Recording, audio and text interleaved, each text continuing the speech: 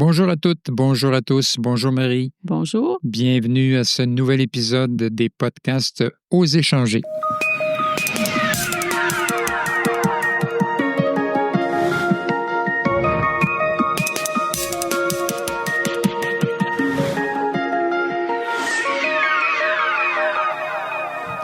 Je suis donc en compagnie de Marie Bérubé. Vous l'avez deviné, Marie, dans ce nouvel épisode, on va s'attarder un peu à tout ce qu'on appelle en anglais le self-help, c'est-à-dire l'auto-traitement ou l'auto-assistance. Ça, c'est un terme qui est un peu passé dans les mœurs, je dirais, et c'est une réalité qu'on va retrouver beaucoup dans les livres, maintenant dans les applications qu'on va retrouver sur Internet, dans les groupes un peu partout, dont le but, dans le fond, c'est faire en sorte dans le fond, ça part de l'hypothèse que la personne est capable de s'aider elle-même, de faire face à différents problèmes qu'elle a, sans nécessairement avoir recours à l'aide d'un professionnel qu'on va payer. Alors, c'est ce qui explique la popularité d'une quantité de livres qui existent maintenant.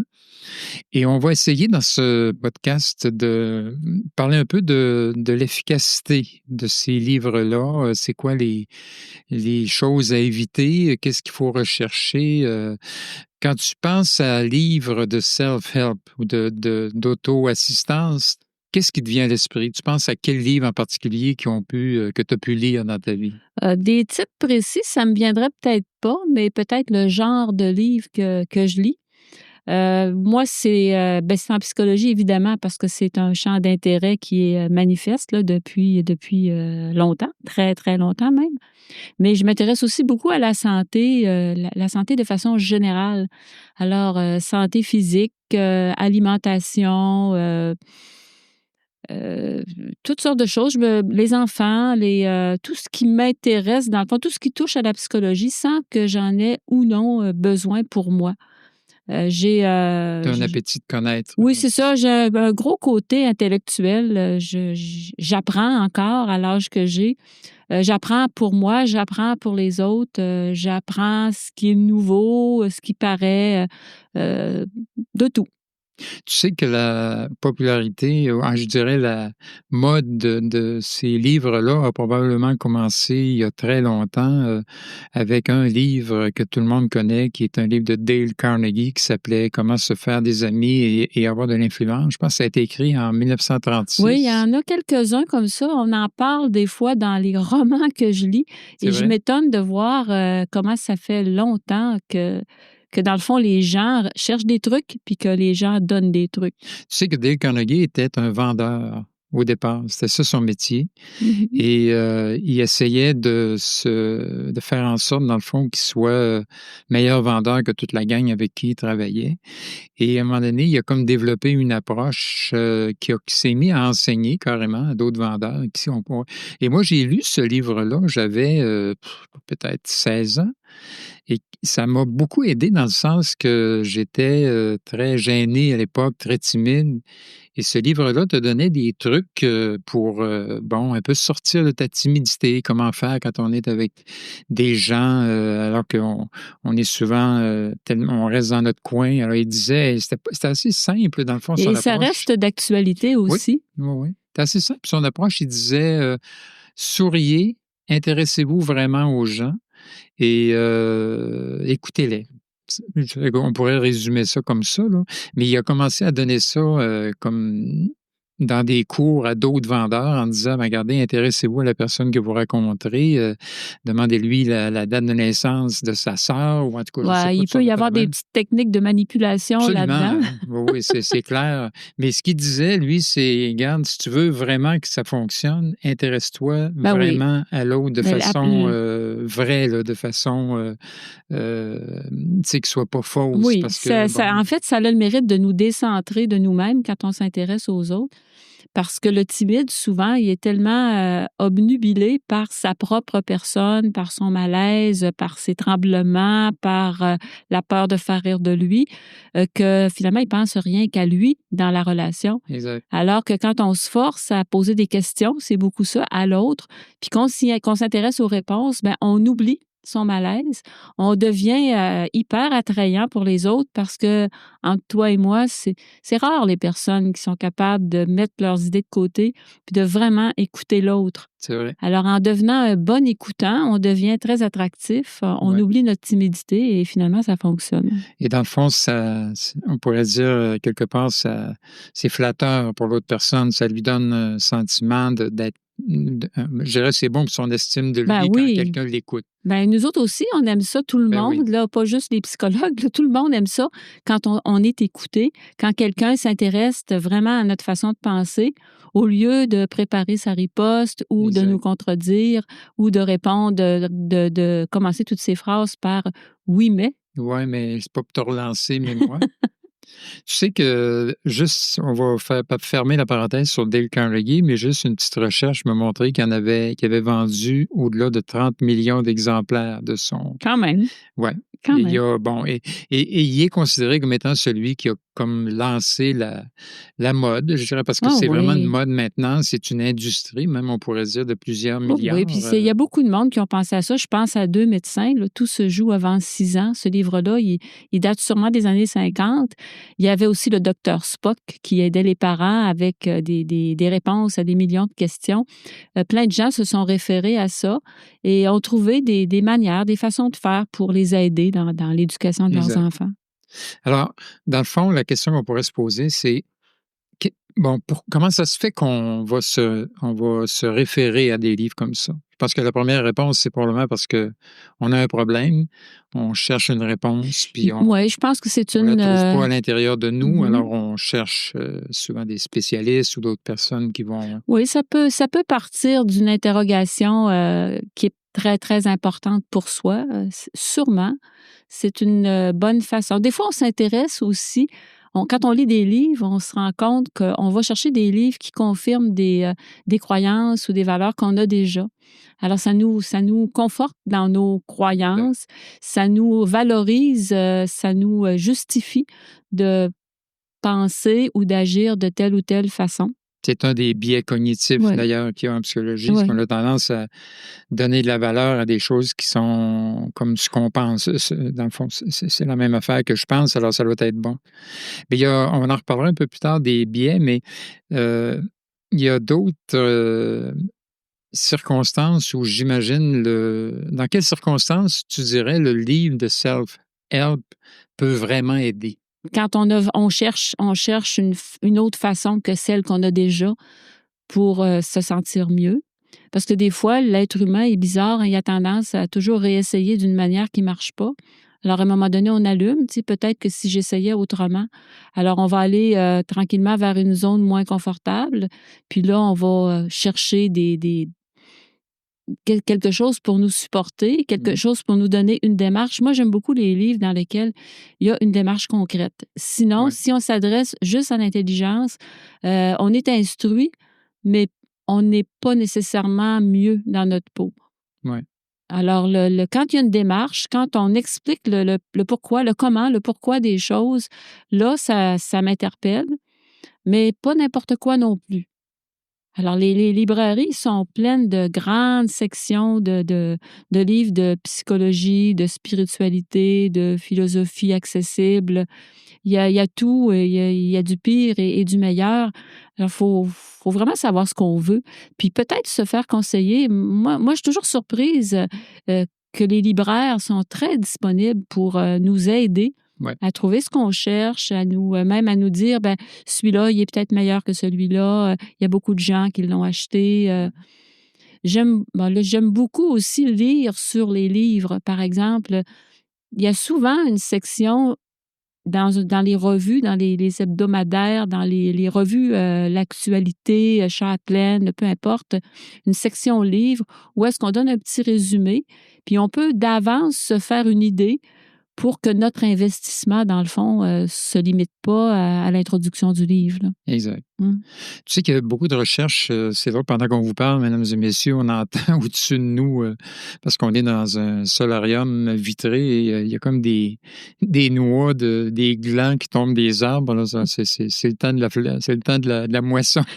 Fait que vous entendez des tocs, c'est de là que ça vient. Tu sais qu'il y a vraiment des études qui ont été faites sérieuses pour montrer que, on le dira tout à l'heure, mais que les livres de self-help peuvent vraiment aider. Dans quelles circonstances, on le dira tout à l'heure.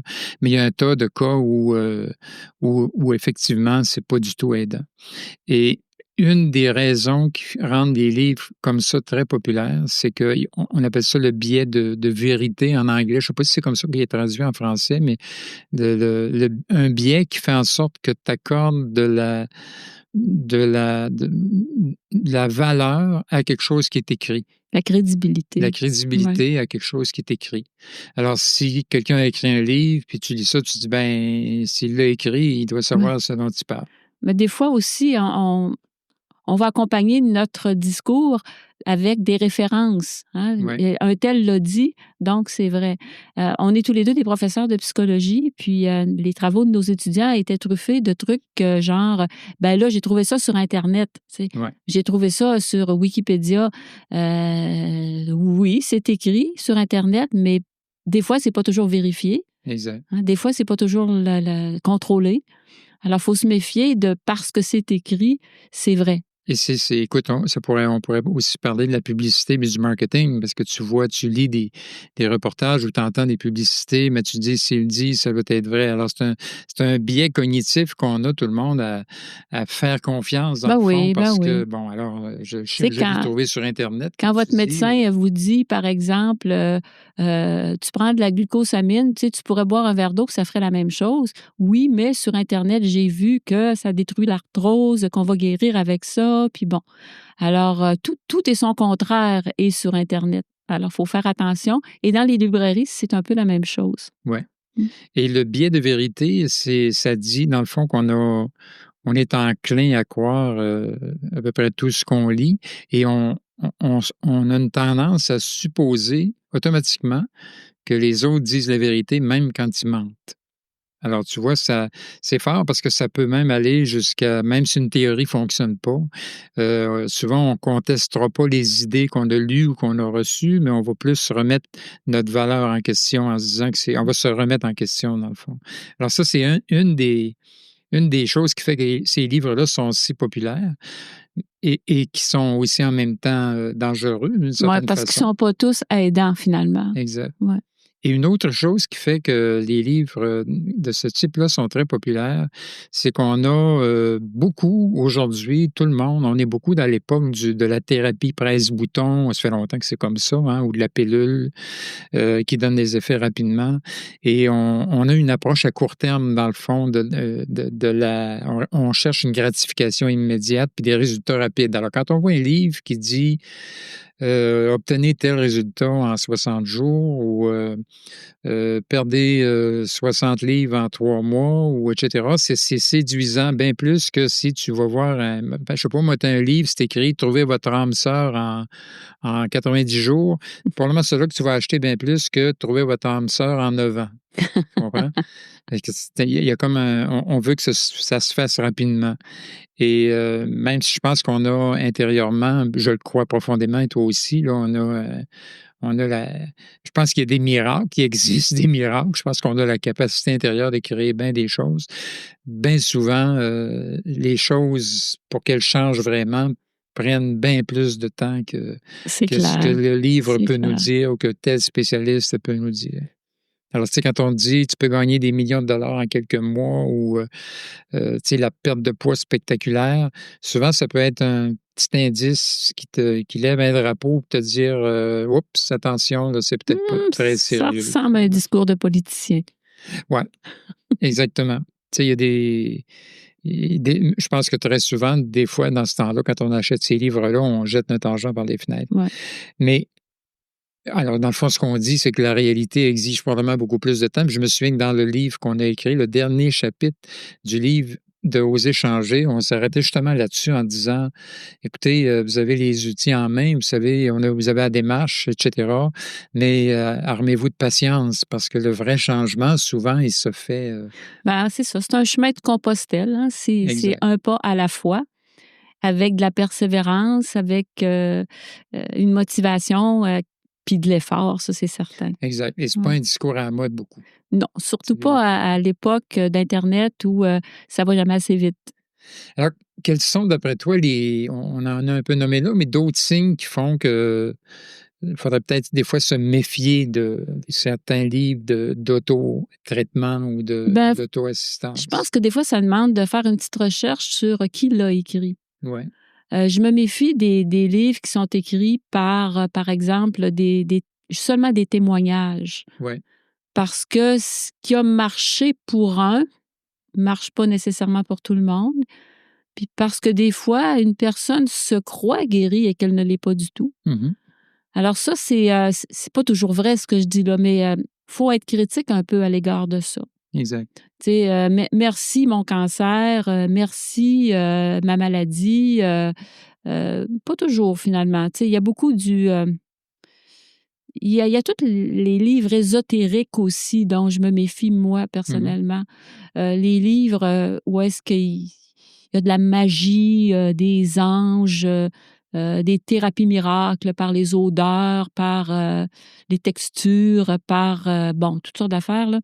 Euh, c'est séduisant, mais pour moi, ça sonne un peu comme conte de fées pour adultes, là. C'est pas fondé. Ouais.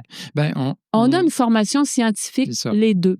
Ouais. Hein, pour aller en psychologie, là, ça prend un esprit très cartésien où est-ce qu'on sait c'est quoi une recherche scientifique, c'est quoi le pourcentage d'erreurs qu'on peut admettre, qu'est-ce qui est dû au hasard parfois dans des statistiques. Alors, cette approche-là nous permet de faire des choix plus éclairés, puis ça ne veut pas dire qu'on ne peut pas se tromper non plus. Non. Mais je me mets à Et la qu'on n'est place. pas magique non Oui, plus. oui. Personnellement, je suis très magique, mais Mais pas, pour ben, moi, pas bon, nécessairement pour c'est les ça. autres. Tu sais. Tu sais, moi, je ne traiterais pas quelqu'un avec de la magie, là, tu sais, même si des fois, c'est très séduisant de dire, ah, il y a pas de hasard, bon, Ouais. il y a un signe dans l'air. Bon, Ouais. ça peut C'est être peut-être vrai, intéressant, oui, mais c'est difficilement prouvable, démontrable. démontrable. Alors, ben, tu sais, si on est chanceux d'avoir cette formation-là qui nous permet de faire moins de dépenses folles, Ouais. mais on peut, si on n'est pas psychologue, on peut quand même, avant d'acheter un livre, faire une petite recherche sur l'auteur. C'est quoi sa formation? On sait déjà maintenant depuis quelques années que quand c'est écrit psychothérapeute, maintenant, on peut un peu plus s'y fier. Mais avant, n'importe qui pouvait écrire psychothérapeute sur Au sa porte. Québec, maintenant, Oui. Maintenant, on peut plus. On peut plus. ouais, c'est un titre protégé. Alors, il y a des lettres qui ne trompent pas, là, tu sais, MD, médecin, PhD, diplôme en philosophie aux États-Unis, Ouais. MPS, maîtrise en Ouais. psychologie. Ça aide, mais dans n'importe quelle profession, il y a aussi des gens qui errent. Mais on met toutes les chances de notre côté quand on va vers quelqu'un qui a une réputation, qui est protégé par une corporation, par un ordre professionnel. Ça peut aider. Il y a des gens qui sont pas nécessairement diplômés d'université, mais qui ont une grande crédibilité. Absolument. Tu sais, alors ça aide beaucoup. C'est de faire attention, puis c'est surtout d'apprendre à se faire confiance aussi. Mhm. Tu sais, je lis quelque chose, puis je me dis, mais ça n'a pas de Moses de bon sens. Bien, ça se peut que ça n'ait pas de bon sens. En tout cas, ouais, c'est ça. C'est le gros bon sens, c'est Ouais. l'espèce de logique interne qui est là. Mais c'est ça, c'est que on veut tellement croire, hein, des fois, puis on se dit, mais c'est ça, encore comme je disais tantôt, il a écrit un livre, il doit le savoir, ou un autre. Bon, toi, tu dis, dans le fond, un peu se méfier des experts qui sont douteux, Mhm. mais une autre chose dont il faut se méfier souvent, c'est que lorsqu'il y a la pression des pairs, souvent, on perd lumière. C'est-à-dire que si tout le monde dit que telle thérapie, c'est vraiment extraordinaire, tu sais, il y a Et cette pression des pairs-là existe beaucoup dans les groupes. Maintenant, aujourd'hui, entre autres, dans ce qu'on appelle les groupes Facebook, par exemple, il y a plusieurs pseudothérapeutes ou autres qui vont, je sais pas, me donner une formation en ligne. Et tu as un groupe Facebook qui existe où tu vas là, quand tu t'as payé pour avoir la formation, mais tu vas dans ce groupe-là et là, tu peux poser des questions. Entre les pairs, on se répond. Et très souvent, cette pression des pairs-là peut être très dommageable. C'est-à-dire que tu es comme pris dans un environnement où finalement, si tu penses un peu différemment, puis tu l'exprimes, souvent tu te fais ramasser. C'est là, ça commence, tu parles, puis je me rappelle un reportage qu'on a vu sur un pseudothérapeute qui a extorqué de l'argent à plein de gens. Ouais. Quand ça commence à ressembler à une secte, c'est suspect. On pourrait dire n'importe qui suit aveuglement des instructions mal avisées. Je ne sais pas, on dit de cesser de manger. J'ai vu récemment un cas aux États-Unis, je nommerai pas le thérapeute, mais avec une petite recherche, on le trouve facilement, des gens qui sont allés suivre une thérapie avec lui. Ça commençait par un jeûne assez long, de quelques jours, où on buvait juste de l'eau, et après ça, il allait à l'intérieur d'une tente où on le faisait suer beaucoup, et écoute, il y a une personne qui en est morte, etc. C'est comme s'il y a des gens, les coronaires ont dit, ces gens-là se sont fait bouillir. Mais la pression des pairs et la crédibilité, ce thérapeute-là, entre autres, allait et peut-être va encore à Oprah Winfrey. Fait que tu vois, la pression peut jouer beaucoup et enlever notre jugement, souvent. Et des fois, tu vas lire de quoi, puis tu vas dire, ça n'a pas de bon sens, mais tu dis non, mais c'est probablement parce que je ne l'ai pas fait comme faut. Et là, on est porté à se remettre en question. À partir du moment où on est encore attiré, même si ça n'a pas de bon sens, là, c'est important de faire des recherches et de voir est-ce que ça se vérifie? Est-ce qu'on peut le vérifier à plusieurs sources que ça marche? Si déjà, il y a des personnes crédibles qui en parlent de façon positive, bien déjà, il y a moins de danger. Mais quand on est dans une situation de besoin, on est très vulnérable à ces gens-là, à ces choses-là aussi. Oui. Tu vois, il y a même des groupes où souvent, il y a des groupes à tant d'étapes. Il y a différents groupes qui me viennent à l'esprit, mais tu sais, ou même tu as des membres qui vont dire aux gens, mais écoute, arrête de prendre tes médicaments, arrête de... Et ça, c'est dangereux. Il y a des gens qui ont écouté puis qui ont rechuté après. Mais il y a des gens dont la vie dépend carrément de telles médications. Je parle pas des médications psychotropes, là, mais par exemple, je sais pas, moi, vous faites de l'insuffisance cardiaque, vous arrêtez de prendre vos médicaments, ou vous faites du cholestérol familial, vous arrêtez de prendre vos médicaments tout seul, sans assistance. Ça peut être touché. C'est très touché. C'est dangereux. En psychologie, spécifiquement, en tout cas, j'ai vu des recherches récemment qui montraient qu'il y a des approches, en tout cas, les approches qui ont été le plus étudiées, au niveau des livres, carrément. Il y avait dans Cerveau et Psycho, il n'y a pas tellement longtemps, je mettrai peut-être la référence en dessous pour ceux qui la veulent, là, mais qui montrait l'effet positif de livres de self-help, d'auto-traitement, particulièrement, entre autres, dans le cas de techniques où on met l'accent sur les thérapies cognitivo-comportementales. Ouais. Et il y a maintenant plusieurs... ça a évolué beaucoup, ces approches-là, depuis la PNL dans les années 70 jusqu'à maintenant d'autres. Et souvent, ils ont montré que c'était efficace chez une bonne proportion de gens pour modifier... Dans le fond, le but de ces approches cognitives-là, c'est un peu de modifier tes façons de penser, de reconnaître tes patterns de pensée qui ne sont pas aidants et de les déprimantes ou anxieuses et de les modifier avec d'autres. Et ça, il disait, c'est efficace. Ça fonctionne. Chez beaucoup de gens. Ça fonctionne, puis ça peut fonctionner sans nécessairement avoir un coach. Exact.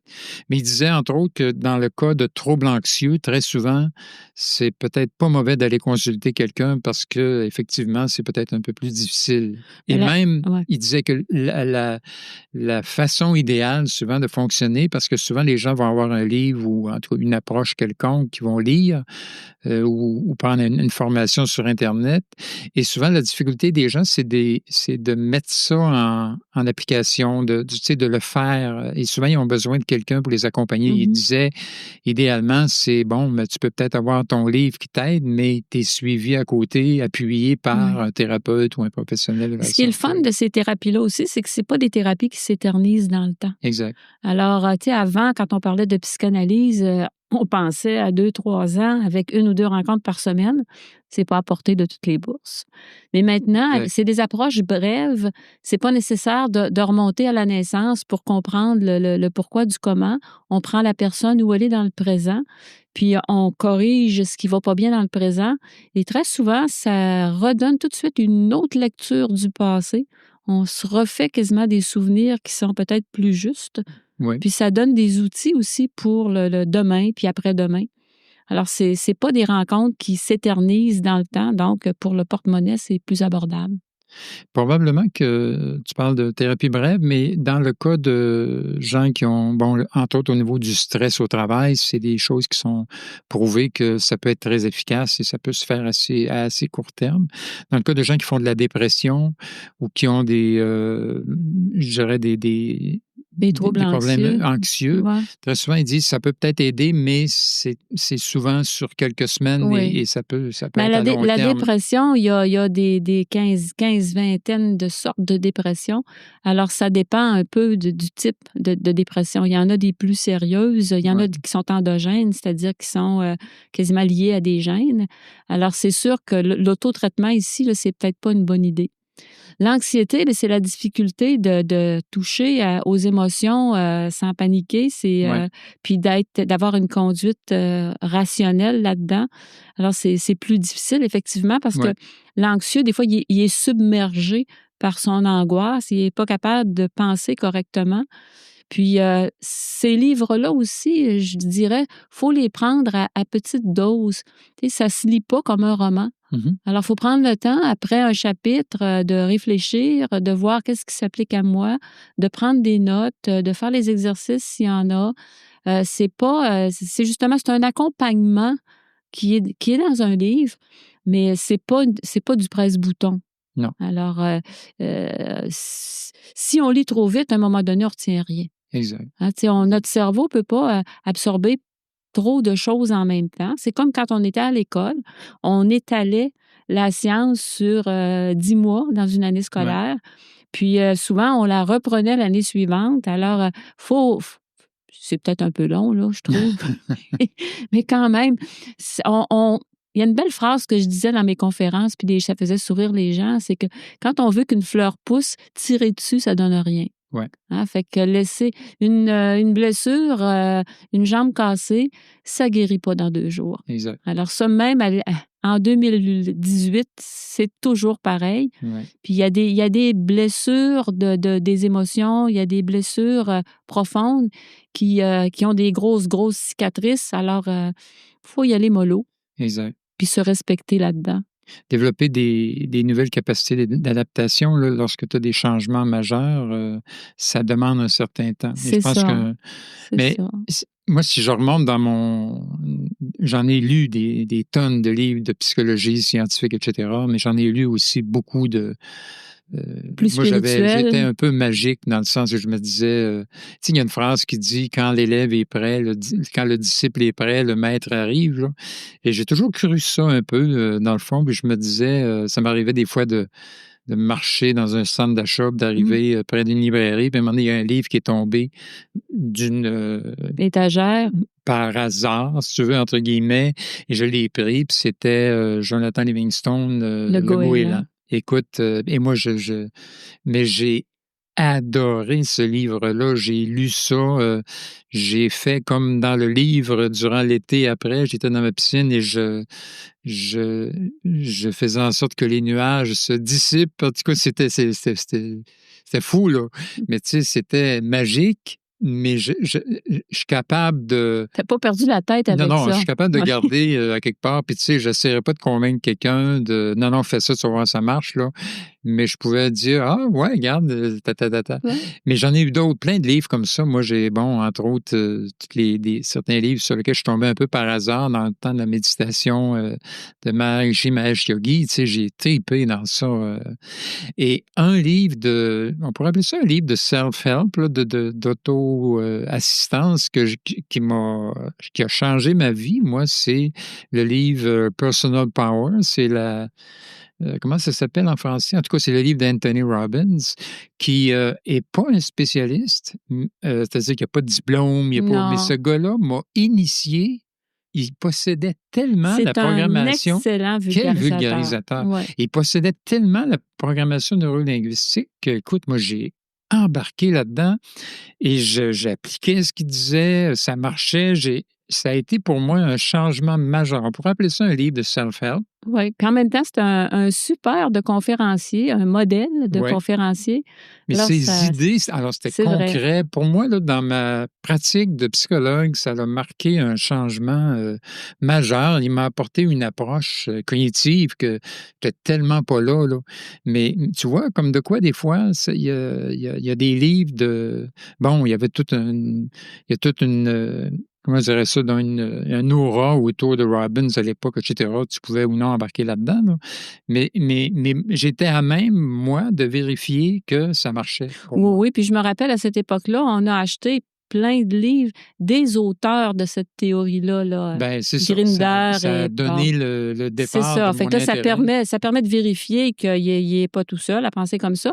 Mais il l'expliquait d'une telle façon que c'était pas livresque, Non, intellectuel, universitaire. C'était accessible à tout le monde. exact. Puis, c'était ça. Et tu réalises après que son approche était basée sur, pas juste sur, tu sais, tu disais tantôt, méfiez-vous des approches qui sont basées juste sur ou des livres qui sont basés juste sur des anecdotes de gens que ça a fonctionné et essayez d'aller voir si c'est pas fondé sur d'autres choses. Alors moi, je pense qu'il faut qu'il y ait un intérêt. Moi, j'ai accroché parce que je trouvais ça concret, intéressant. Mais en même temps, en fouillant après, parce que je suis psychologue, j'avais le goût d'utiliser ça puis d'en parler carrément. Là, je suis allé plus loin en programmation Mhm. neurolinguistique. Et là, tu te rends compte que c'est basé sur, bon, quelque chose de beaucoup plus sérieux. Puis, alors, ça venait comme Confirmé. confirmer, Mhm. effectivement, que ça marchait, dans le fond. C'est ça qu'on appelle de la psychologie appliquée. Oui, Hein, on n'est pas des théoriciens. On aime que les choses, on puisse s'en servir dans notre vie, puis les enseigner aussi à d'autres pour répandre la bonne nouvelle. ouais. Ben, bon, tous les deux, on a toujours eu le besoin de communiquer. Je pense qu'on sait. Alors, tu vois, c'est un peu l'objectif de ce podcast-là. Alors, forcément, ça s'est reflété dans les articles qu'on a écrits, dans les livres, bon, etc. Là. Puis dans notre enseignement. Mais dans notre enseignement, mais on enseignait ce qu'on croyait, dans le fond, tu vois. Et, j'ai peut-être, des fois, probablement qu'on pourrait dire que les gens ou même les charlatans, à la limite, enseignent ce qu'ils croient. Mais il faut aussi se garder Un esprit un critique. esprit critique. Finalement, on pourrait peut-être juste essayer de résumer qu'est-ce qu'il faut rechercher d'abord quand on a des livres de self-help. Tu as dit tantôt que souvent, il faut essayer de voir si c'est fondé sur quelque chose de sérieux.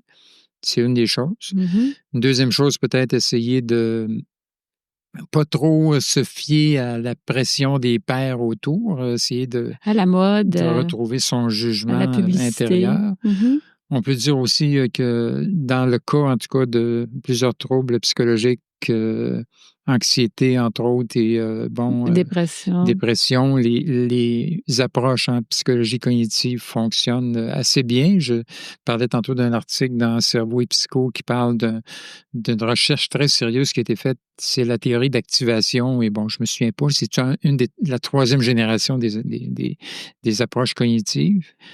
Et peut-être finalement, on pourrait terminer en disant, ou en tout cas en disant que même si souvent on prend nos précautions, il n'y a pas grand-chose qui se substitue à faire nos devoirs, dans le fond, face à un livre comme ça. C'est-à-dire vérifier les prétentions scientifiques et peut-être garder des fois une dose de scepticisme dans les... Moi, je suis vraiment d'accord avec ça. Puis je pense qu'aussi, il faut se faire confiance dans le sens que vous lisez, puis à partir du moment où on se demande, je suis rendu à la page 67, quand est-ce que ça va commencer à être intéressant? Ouais. Mais peut-être que ça ne s'adresse pas à vous, Exact. tout simplement. Exact. Et peut-être un peu se méfier quand on nous promet des promesses. Des miracles. Ouais. Et moi, j'aimerais ça rajouter que je pense que l'être humain est en soi un chercheur de il cherche à résoudre des problèmes. On est tous un peu comme ça. Il y en a qui sont plus dans le concret. Il arrive de quoi, puis ils vont essayer de trouver une solution, etc. Face à ce qu'on vit aussi, des fois, on cherche des solutions. On est des chercheurs. Ouais. Et je pense que des fois, les réponses, on les cherche en soi. Des fois, quand tu ne les trouves pas en toi, c'est peut-être pas fou, effectivement, d'aller voir qu'est-ce qu'on en dit dans les livres ou en tout cas dans les... Puis si on décide de faire une démarche, je pense qu'il faut essayer assez longtemps aussi. Tu sais, je pense beaucoup aux gens qui cherchent plein de solutions par rapport à leurs enfants ou à leurs adolescents, puis ils essayent une chose différente à toutes les semaines. L'enfant, il vient tout mélanger, là. Exact. Il faut essayer assez longtemps. C'est la persévérance, le fait d'agir de la même manière tout le temps, puis que l'autre parent fasse exactement la même chose pendant un temps suffisant, c'est sûr que ça va fonctionner. Exact. Puis il n'y a pas juste une méthode qui est bonne non plus, il y en a plusieurs. Il s'agit de trouver celle qui nous correspond, auquel nos enfants répondent bien, puis d'essayer assez longtemps pour induire un changement. Exact. Avec nous-mêmes, c'est la même affaire. Exact. Puis, peut-être conclure en disant aussi que des fois, quand on cherche à se comprendre, on a peut-être besoin d'aide aussi. Et quand je parle d'aide, c'est peut-être pas nécessairement un livre ou des fois, c'est carrément l'aide une personne. Une personne de confiance, effectivement. Peut m'aider. Il t'est pas revenu de livres que tu as tellement adoré lire? Il y en a auxquels je pense, mais c'est le titre qui me revient pas. Alors. OK. Ça parlait de? Souvent, moi, j'aime beaucoup les livres sur la santé physique parce que je pense qu'un corps sain, c'est un bon réceptacle pour un esprit sain. Ouais. Alors, il y a toutes sortes de manières de nourrir la personne. Hein. Il y a nourrir le corps, il y a nourrir l'esprit. Mais si notre corps est malade, déjà, on n'a pas l'énergie nécessaire pour nourrir l'esprit. Ouais. Alors, je me dis, juste manger du saumon. S'il y a des oméga-3 là-dedans, ça peut aider même pour la dépression. Alors, on peut se guérir de toutes sortes de manières et de toutes sortes de façons. Mais j'ai lu énormément de livres, vraiment beaucoup de livres. Dans le domaine de la santé physique. La santé émotionnelle aussi. Ouais. Tu te rappelles de Kousmine, il y a très, très longtemps? Ah, mon Dieu, ça, c'est loin. Ça, c'est hard un peu. Oui, c'était peut-être moins accessible. Oui. Marie, merci. En terminant, peut-être dire aussi que, ça fait 3 fois que je dis qu'on va terminer, mais peut-être demander aux gens quels sont les livres d'aide c'est une bonne idée. Que vous avez lus et qui vous ont aidé. Vous avez une place pour nous laisser un commentaire directement ou nous l'envoyer. Moi, j'ai beaucoup aimé les livres « La vie est difficile », là. Celui qui commence par cette phrase-là, « La vie est difficile ». Écrit par un psychiatre. Ouais. Il en a écrit 3, ce psychiatre. Ouais, en tout cas, on mettra le lien sur la page en bas. Il ne nous revient pas, là, c'est pour dire. Hein? Alors, merci Marie. Voilà, merci de votre attention. Si vous voulez, vous savez que vous pouvez vous abonner au podcast Osez changer sur iTunes, Google Music, nous écouter sur Spotify, vous abonner sur à peu près n'importe quel service de podcast à travers le monde. Et ne manquez surtout pas de visiter notre site internet osezchanger.com. Visitez aussi notre page Facebook à l'adresse facebook.com/osezchanger. Vous allez retrouver beaucoup d'informations que nous partageons à cet endroit. Et si vous aimez ce que vous avez entendu, n'hésitez pas à le partager. Écrivez-nous aussi à info@osezchanger.com pour nous le dire ou pour nous suggérer des thèmes que nous pourrions aborder. Ici Marc Vachon, je vous dis à la prochaine.